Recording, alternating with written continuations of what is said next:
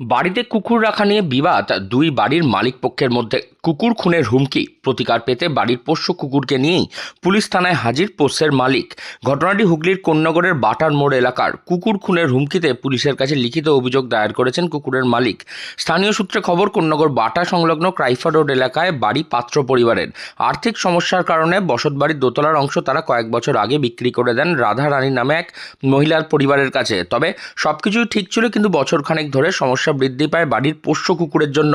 পাত্র দম্পতির বাড়িতে রয়েছে দুটি পোষ্য কুকুর। কেন বাড়ির মধ্যে কুকুর ছাড়া থাকবে, এই নিয়ে বিস্তর বচসা শুরু হয় দুই পরিবারের মধ্যে।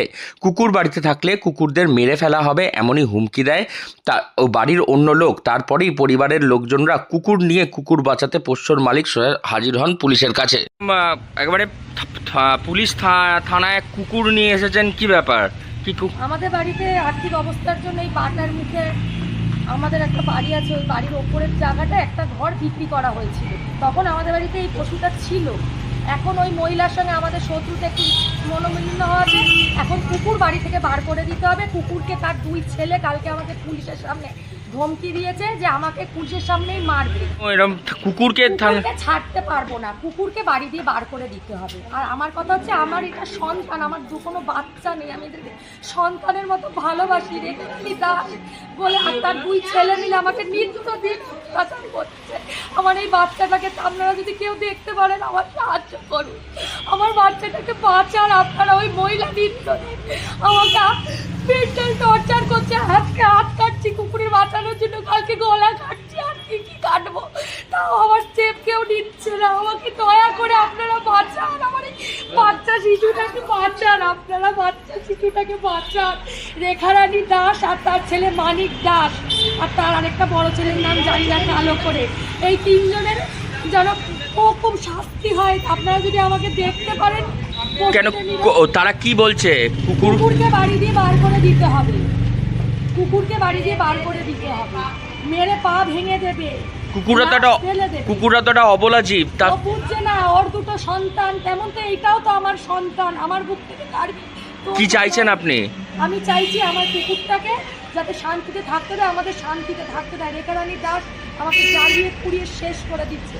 বাড়ির কমন প্লেসের মধ্যে কুকুর ঘোরাঘুরি করে, আর তাতেই আপত্তি বাড়ির ওপরের তলার মালিকদের। সেই কারণে কুকুরদের প্রাণের হুমকি দিয়েছেন তারা। তাই কুকুরদের প্রাণে বাঁচাতে কুকুরদেরকে নিয়েই একেবারে পুলিশের কাছে হাজির পোষ্যের মালিকরা। কেন কুকুরদের উপর আক্রমণ হবে সে তাই নিয়েই সরব হয়েছেন তারা। তারা বলছেন যে তাদের এই কুকুরগুলি তাদের কাছে সন্তানের সমান, তাই তাদের রক্ষার দায়িত্ব তাদেরই কাছে রয়েছে। এই কুকুর কোনোদিনও কাউকে কামড়ায় না, বরঞ্চ খুবই বন্ধুত্বপূর্ণ সম্পর্ক থাকে তাদের। সেদিনকে আজ থেকে 3-4 দিন আগে তো দেখুন, কুকুরকে কামড়ালেই তবে কুকুর কামড়াবে নিশ্চয়ই। ওরা দীর্ঘদিন আমার কুকুরকে বলে চলে যায় এখান থেকে, আমার মিসেসকে ধমকি দেয় তোকে মেরে ফেলবো। তো আমার কুকুরে একটা কুকুরের নাম হচ্ছে রকি, এই কোকো, একটা কুকুরের নাম হচ্ছে রানী। এই কোকোকে নিয়ে হচ্ছে যত সমস্যা। সেদিনকে ওকে জুতো দিয়ে মারা হয়েছে।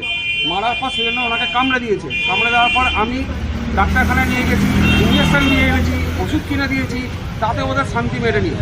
আগামী গতকাল ওনার পুলিশে একটা কমপ্লেন করেছে।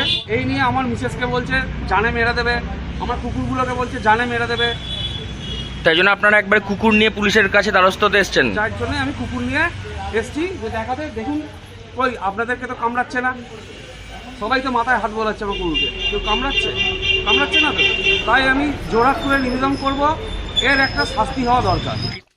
এর আগে বোধহয় এরকম ঘটনা আর দেখেছে কিনা কেউ তা কারোর জানা নেই। তবে এই ঘটনা তা যে এক নজির তৈরি করেছে, কারণ একেবারে পোষ্যের মালিক নিজের পোষ্যের প্রাণের হুমকি পেয়ে পোষ্যকে নিয়েই হাজির পুলিশের কাছে। এবারে সহায় পুলিশ। হুগলি থেকে রাহি হালদার, লোকাল 18 বাংলা।